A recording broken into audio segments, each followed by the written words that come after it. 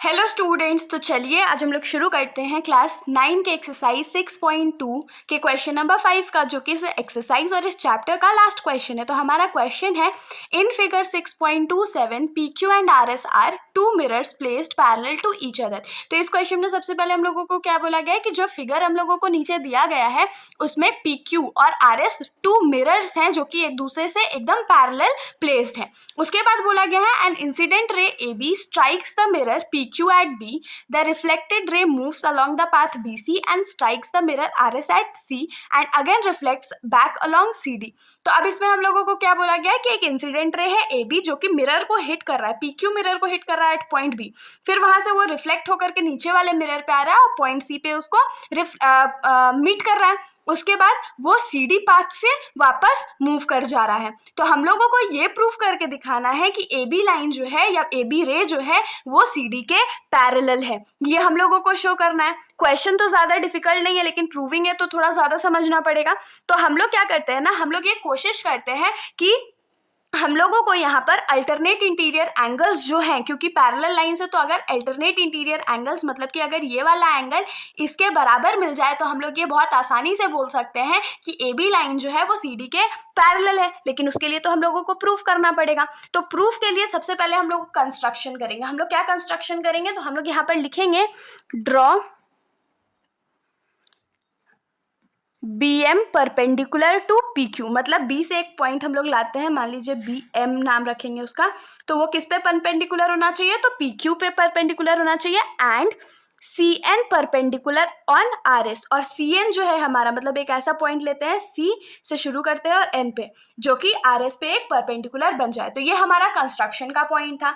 अब हम लोग क्या करते हैं, क्योंकि अब देखिए ये दोनों जो है वो 90 डिग्री पे ड्रॉ हुआ है और दोनों 90 डिग्री पे ड्रॉ हुआ है, मतलब कि ये जो है वो आपस में पैरेलल है। ऐसे हम लोग इसको लिखेंगे as PQ is parallel to RS, और PQ जो है वो RS के पैरेलल है। हम लोगों को कैसे पता, गिवन से पता है। तो इसी हिसाब से BM जो होगा वो CN के पैरेलल होगा। तो हम लोग यहाँ क्या लिखेंगे, so BM is also parallel to CN। तो यहाँ पर हम लोग सबसे पहले क्या किए, तो हम लोग कंस्ट्रक्शन किए हैं, BM perpendicular on PQ show किए हैं और CN perpendicular on RS show किए हैं। उसके बाद क्योंकि हम लोगों को पता था कि PQ जो है वो RS के पैरेलल है, इसीलिए BM जो होगा वो CN के पैरेलल होगा। अब देखिए इसमें हम लोग क्या बोल सकते हैं कि BM और CN जो है वो पैरेलल लाइंस है और BC जो यहाँ पर है वो एज अ ट्रांसवर्सल है ना।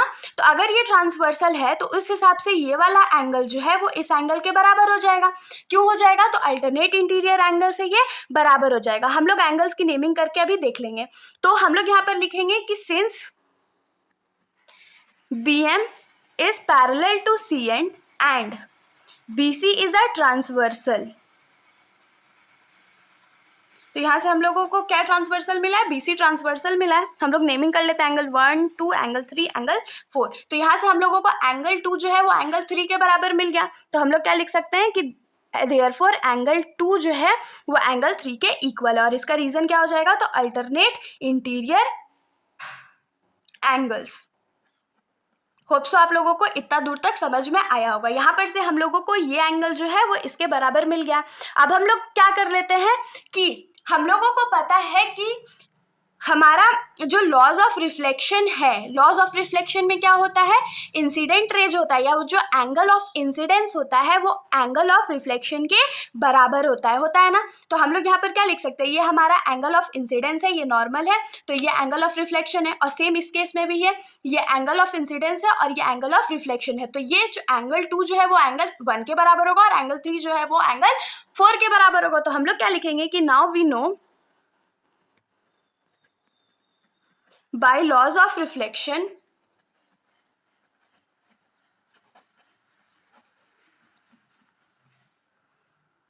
that angle of incidence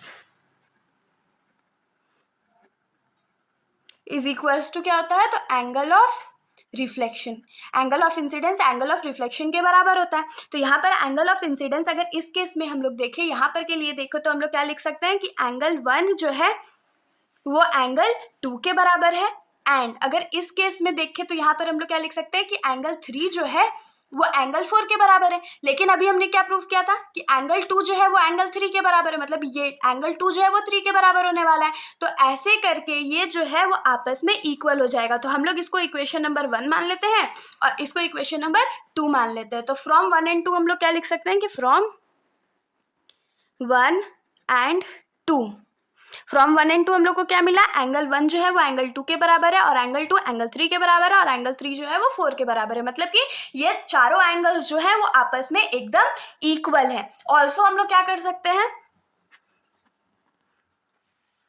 अगर हम लोग एंगल 1 और एंगल 2 को ऐड करें एक साइड में लेफ्ट साइड में और एंगल 3 और एंगल 4 को एक साइड में ऐड कर दें तो ये एंगल इस एंगल के बराबर हम लोगों को मिल जाएगा। तो हम लोग क्या लिखेंगे, angle 1 plus angle 2 is equals to angle 3 plus angle 4। तो यहाँ पर एंगल 1 प्लस एंगल 2 करेंगे तो हम लोगों को क्या मिलेगा, एंगल ए बी सी मिलेगा और एंगल 3 प्लस एंगल 4 करेंगे तो एंगल बी सी डी मिलेगा। तो एंगल ए बी सी जो है वो किसके एंगल मिल गया, तो एंगल बी सी डी के बराबर।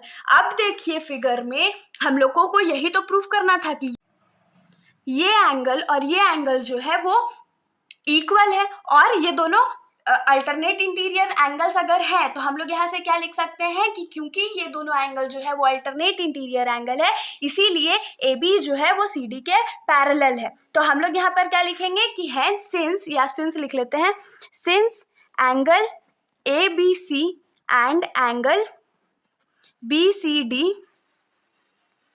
Are alternate interior angles and they are equal, या and angle ABC is also equal to angle BCD, BCD के भी बराबर है। तो therefore हम लोग क्या कंक्लूड कर सकते हैं, we conclude that AB is parallel to CD। तो यहाँ से हम लोगों को क्या पता चल गया कि AB जो है वो CD के पैरेलल है। होप सो आप लोगों को सॉल्यूशन समझ में आया होगा। सबसे पहले हमने क्या किया है, हमने ये एक कंस्ट्रक्शन किया है कि BM जो है वो CN के पैरेलल है। अब ये दोनों लाइंस जो है वो आपस में पैरेलल था इसीलिए हम लोगों को एंगल 2 और एंगल 3 अल्टरनेट इंटीरियर एंगल से इक्वल मिल गया। अब क्योंकि हम लोग लॉज ऑफ रिफ्लेक्शन को जानते हैं तो लॉज ऑफ रिफ्लेक्शन के थ्रू हम लोगों को एंगल ऑफ इंसिडेंस जो है वो एंगल ऑफ रिफ्लेक्शन के इक्वल मिल गया। अब इसको जब हम लोग ऐड कर देते हैं टोटल तो हम लोगों को क्या मिला कि एंगल ABC जो है वो एंगल BCD के बराबर है।